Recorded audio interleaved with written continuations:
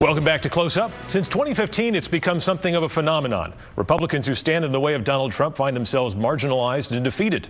But while most in that category have either given up or become vocal supporters of the president, others refuse to stay down for the count. One of them is former South Carolina Governor and Congressman Mark Sanford, who is our guest this morning as he considers mounting a primary challenge. Governor, thanks for joining us. Pleasure. Thank you. Appreciate your time. So take us through your timeline and your decision-making process as you travel here in New Hampshire. How are you going to figure out if this is feasible for you? That's the $94 question. That's the reason I'm here. And, you know, this gives me a chance to talk to folks in the Granite State to get a sense of what's important to them, what matters. And I think that one of the things that's most intriguing to me about New Hampshire is the way in which money matters, the way in which economic issues matter. And right now we have a profound problem on that front, both with regard to what we stand for as Republicans and with regard to the national bank account. Spending is clearly a huge issue for you. You've always been a fiscal conservative. What is it about President Trump's budgetary actions, spending, that has you alarmed? Well, in peacetime, we're running numbers we've never seen before. We have the highest debt we've ever had in our country's history. We're spending more than we've ever spent before, and we're going to project to run trillion-plus deficits over the next 10 years. Again, something that's never happened before in peacetime. This budget deal that was just signed by the president, though he said last time he'd never signed a budget deal like this again, will add $2 trillion of additional debt over the next 10 years, and it adds $1/3 of $1 trillion of new spending over the next 2 years. So I believe that what Milton Friedman said a long time ago, which is the ultimate measure of government is what it spends, is very true. It's certainly not the only measure, but it's a pretty important one because it drives the need for taxes, it drives the need for deficits, it drives the need for borrowing.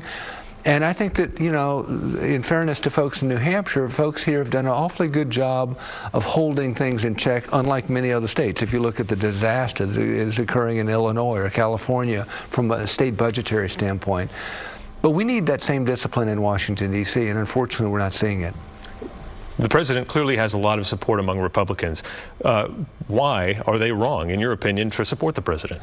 I think that they like the whole of what they have seen. They wanted somebody who would challenge the system, and he's certainly done that. They wanted somebody who would focus on this porous border we have with Mexico, and he's done that. They wanted somebody who would make good judicial appointments. He's done that. I mean, so there are a number of things that he's done or attempted to do. We certainly don't have a secure border. There's been a lot of banter back and forth. Ultimately, we haven't had that problem resolved.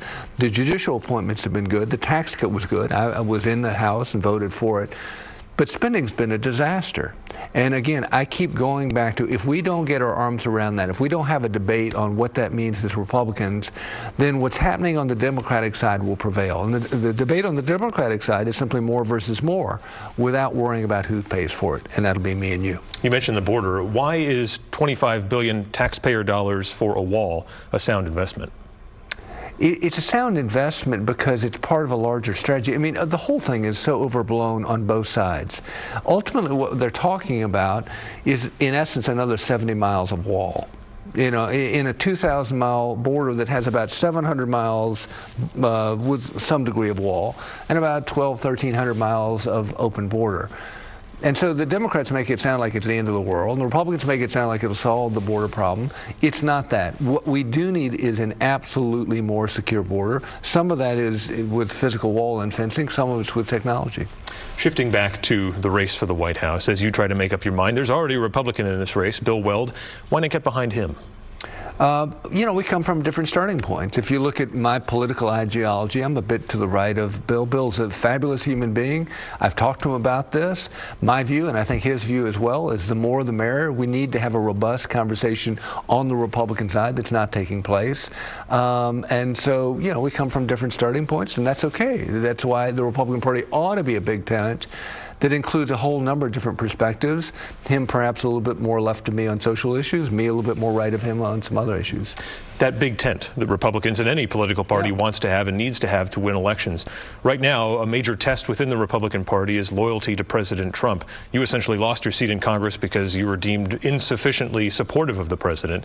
So what happens to the Republican Party moving forward? Presumably President Trump will be president for 1.5 more years or 6 more years. Right. And But what happens to the Republican Party after that? It would be a mistake to go down the line that we're going down right now. I think it's a huge mistake because, I mean, the president was critical of me because I didn't pass the personal litmus test, though I agreed with him on probably 90% of the issues. If you actually pull my voting record, probably 90% concurrence. I love my brothers and sisters. Doesn't mean I agree with them 90% of the time, but that was the case. But that's not enough for him. And this idea of being loyal to one person rather than a set of ideals is completely contrary to the American experiment. We are a nation of laws and not men. And there shouldn't be a personal litmus test. We ought to have ideological tests. Are you a strong Democrat? Are you a strong Republican? Are you a strong Libertarian?